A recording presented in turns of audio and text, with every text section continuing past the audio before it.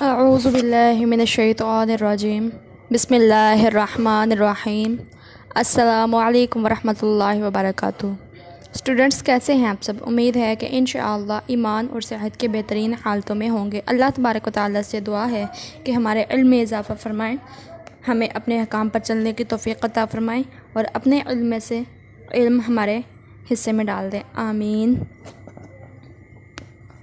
ہم یہاں پر آج جس ٹاپک پہ بات کرنے جا رہے ہیں وہ ہے مخارج۔ قرآن کے مخارج کے حوالے سے اگر بات کی جائے تو ہم میں سے بہت سے لوگ ناواقف ہوتے ہیں مخارج القرآن کے حوالے سے، تو بہت سے اسٹوڈنٹس جو ہیں ان کے لیے بھی بہت مشکل ہوتی ہے کہ کیسے ہم جانیں کہ کس لفظ کو ہم کس طریقے سے پڑھ سکتے ہیں۔ تو آج آپ کی اسی مشکل کو آسان کرنے کے لیے الحمدللہ ہم یہاں پر مخارج القرآن کی تفصیل کے ساتھ حاضر ہوئے ہیں۔ نمبر 1 پہ جو ہم پڑھنے جا رہے ہیں وہ ہے الف، واو اور یا کی فیملی۔ اگر یہ مدہ کے ساتھ ہوں بحالت مدہ، ان کی آواز منہ کے خالی حصہ سے نکلے گی، الف، واو اور یا، یہ منہ کے خالی حصہ سے نکلیں گے۔ نمبر 2 پہ حمزہ اور ہا، یہ دو الفاظ حلق کے آخر سے جو سینے کی طرف ہے، مطلب ایک تو منہ کی طرف ہوتا ہے نا، وہاں سے نہیں ان کی آواز نکلے گی، ان کی سینے کی طرف سے نکلے گی، ہا، حمزہ۔ ٹھیک ہو گیا، یہ تو ہو گیا۔ ہم نے الف، واو اور یا کی فیملی کو دیکھا کہ ان کی آواز بحالت مدہ منہ کے خالی حصہ سے نکلتی ہے۔ پھر ہم نے دیکھا حمزہ اور ہا کے حلق کے آخر سے جو سینے کی طرف ہے، اس کی آواز وہاں سے نکلتی ہے۔ نمبر 3 پہ ہم جو جانیں گے وہ انشاءاللہ عین اور ہا ہے۔ عین اور ہا حلق کے بیچ سے ادا کیے جاتے ہیں۔ آپ ان کو ادا کر کے دیکھیے، عین، ہا، ہا، حلق کے بیچ سے۔ نمبر 4 پہ غین اور خا، حلق کے شروع سے جو منہ کی طرف ہے یہ وہاں سے ادا کیے جاتے ہیں، ان کی آواز حلق کے شروع سے نکلتی ہے جو منہ کی طرف ہے۔ نمبر 5 پہ ہم قاف پڑھتے ہیں، زبان کی جڑ کا اخیر جو کوے کے پاس ہے جب اوپر کے تالو سے لگے۔ زبان کی جڑ جو ہماری کوے کا پاس ہے، جب یہ اوپر تالو کے ساتھ لگے گی تو ہمارا قاف ادا ہوگا۔ یاد رکھیے ان کو، اور ان کو یاد رکھنے کا ایک بہترین طریقہ جو ہے، آپ ان کو سننے کے ساتھ ساتھ اپنے پاس لکھ لیجئے تاکہ آپ کو آسانی رہے جب بھی آپ قرآن کریم پڑھیں۔ قاف کو ہم پھر سے دہرائی دیتے ہیں، زبان کی جڑ کا آخر جو کوے کے پاس ہے جب اوپر کے تالو سے لگے تو قاف کی آواز نکلتی ہے۔ نمبر 6 پہ ہم قاف کو پڑھتے ہیں۔ پہلے ہم نے قاف پڑھا تھا 2 نقطوں والا، اب ہم کاف پڑھ رہے ہیں سادہ کاف، کوے کے قریب سے لیکن ذرا منہ کی طرف ہٹ کر۔ پہلا قاف ہم نے پڑھا ہے کوے کے پاس سے جب زبان کی جڑ کا آخر والا حصہ تالو کے ساتھ لگے، اور یہ کاف جو ہے ہم پڑھ رہے ہیں کوے کے پاس سے ہی لیکن ذرا منہ کی طرف ہٹ کر اور نرمی کے ساتھ۔ نمبر 7 پہ ہم پڑھیں گے جیم، شین اور یا کے متعلق، اگر یہ غیر مدہ ہوں تو، مدہ کے بغیر ہوں تو ہم ان کو کیسے پڑھ سکتے ہیں۔ زبان کا بیچ جب تالو کے بیچ سے لگے، جب زبان کا درمیانی حصہ تالو کے درمیانی حصہ سے لگے گا تب یہ جیم، شین اور یا، ان تینوں کی آوازیں نکلیں گی اس صورت میں اگر یہ بغیر مدہ کے ہوں گے تو۔ نمبر 8 پہ ہے ضاد، زبان کی کروٹ جب اوپر کی داڑوں سے لگے تو دواد ادا ہوتا ہے۔ بائیں طرف سے اگر ہم اس کو پڑھتے ہیں تو آسان، اور اگر اس کی آواز دائیں طرف سے نکالتے ہیں تو مشکل، اور اگر دونوں طرف سے ایک ہی دم نکالیں تو یہ بہت مشکل کام ہے۔ دواد، زبان کی کروٹ جب اوپر کی داڑھوں سے لگے۔ نمبر 9 پہ ہے لام، زبان کی کروٹ کے اخیر سے زبان کی نوک تک کے حصہ سے جب وہ اوپر کے اگلے 4 دانتوں کے مسوڑوں سے لگے۔ جب زبان آپ باہر نکالتے ہیں تو یہاں پہ نوک ہوتی ہے، اور یہ اوپر والے جو دانت ہیں 4، ان دانتوں کے ساتھ آپ کی زبان کی نوک لگنی چاہیے مسوڑوں کے ساتھ۔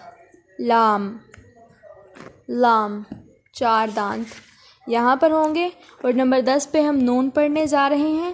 زبان کی کروٹ کے اخیر سے زبان کی نوک تک کے حصہ سے جب وہ اوپر کے 3 دانتوں کے مسوڑوں سے یعنی اندر کی طرف سے ایک کم ہو جاتا ہے۔ لام میں ہم نے پڑھا تھا 4 دانتوں کے مسوڑوں سے جب زبان ٹکرائے گی، زبان کی نوک ٹکرائے گی تو وہ لام ادا ہوگا۔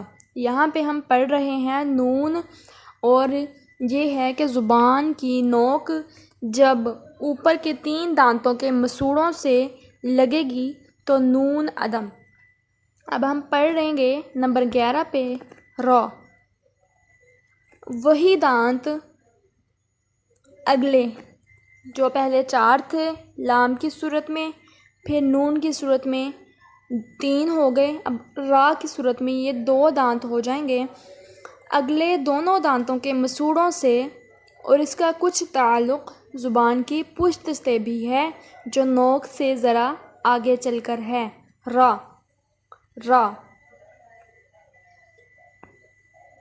جب آپ دونوں دانتوں کے ساتھ اپنی زبان کی پشت لگائیں گے تو نوک کے تھوڑا سا آگے سے تو یہ را ادا ہوگا، اور اس کی تکرار بھی ایک اسٹوڈنٹ نے پوچھا تھا کہ را پڑھتے ہوئے تکرار آتی ہے تو یہ کیسے ختم ہو سکتی ہے، تو ان کے لیے ہے یہ کہ جب آپ اچھے طریقے سے پڑھیں گے اس کو، دونوں دانتوں کے مسوڑوں کے ساتھ جب زبان کی نوک کے ذرا آگے سے اس کی پشت کو لگائیں گے اور را ادا کریں گے تو آپ کی را کی آواز میں تکرار نہیں آئے گی۔ نمبر 12 پہ جو ہم پڑھنے جا رہے ہیں طوا، دال اور تا، یہ تینوں ایک ہی فیملی کا حصہ ہیں۔ زبان کی نوک جب اوپر کے اگلے 2 دانتوں کی جڑ کی طرف آنے والے آدھے حصے سے لگے۔ طوا، دال، تا، ان سب کی آوازیں ایک ہی طریقے سے نکلتی ہیں۔ دوبارہ سے اس کو دہرائے دیتے ہیں۔ زبان کی نوک جب اوپر کے اگلے 2 دانتوں کی جڑ کی طرف والے آدھے حصے سے لگے تو ان تینوں الفاظ کی آوازیں نکلتی ہیں، طوا، دال اور تا۔ نمبر 13 پہ ہم پڑھتے ہیں ضاد، زا اور ثا، یہ بھی تینوں ایک ہی فیملی کا حصہ ہیں، اور ان کو ہم کیسے پڑھیں گے؟ زبان کی نوک جب انہی اوپر کے اگلے دونوں دانتوں کی نوک کی طرف والے آدھے حصے سے لگے۔ کون سے 2 دانت؟ اگلے والے 2 دانت۔ ان دونوں دانتوں کی نوک کی طرف والے آدھے حصے سے جب زبان کی نوک لگے تو یہ تینوں الفاظ ادا ہوں گے، ضاد، زا اور ثا۔ نمبر 14 پہ جو ہم پڑھ رہے ہیں وہ ہے سین اور صاد کی فیملی۔ زبان کی نوک جب اوپر کے اور نیچے کے دانتوں کے درمیان آ جائے، سین اور صاد، یہ اوپر والا اور نیچے والا جب دانتوں کے درمیان زبان کی نوک آئے گی تو سیٹی والی آواز پیدا ہوگی، سین اور صاد۔ نمبر 15 پہ جو ہم پڑھتے ہیں وہ ہے فا، اوپر کے اگلے دونوں دانتوں کی نوک جب نیچے کے ہونٹ کے اندر والے حصے سے لگے تو یہ ادا ہوگا فا۔ آگے ہم بات کرتے ہیں با، میم اور واو کے متعلق کہ ان کو کیسے پڑھا جاتا ہے۔ با اس صورت میں پڑھا جائے گا جب دونوں ہونٹوں کی اندرونی تری مل جائے گی۔ دونوں ہونٹوں کی بیرونی تری کے ملنے سے جو آواز آتی ہے وہ ہوتی ہے میم کی، اور دونوں ہونٹوں کو گول کر کے جو پڑھا جاتا ہے وہ ہوتا ہے واو۔ امید ہے کہ آج کا لیسن انشاءاللہ آپ کو بہت اچھے سے سمجھ آیا ہوگا، اور اس کا دوسرا حصہ بھی عنقریب انشاءاللہ ہم یہاں پر شیئر کریں گے تاکہ آپ کو مکمل طور پر قرآن کریم کی تجوید اور مخارج کی سمجھ آ سکے۔ اللہ تبارک و تعالی ہم سب کا حافظ و نگہبان ہو، آمین۔ اور آپ سے ایک گزارش ہے کہ اگر آپ اس چینل پر نئے ہیں تو اس کو سبسکرائب ضرور کریے گا تاکہ آنے والی ہر ویڈیو کا نوٹیفیکیشن آپ تک سب سے پہلے پہنچ سکے اور آپ مزید معلومات سے مستفید ہو سکیں۔ اللہ حافظ و نگہبان۔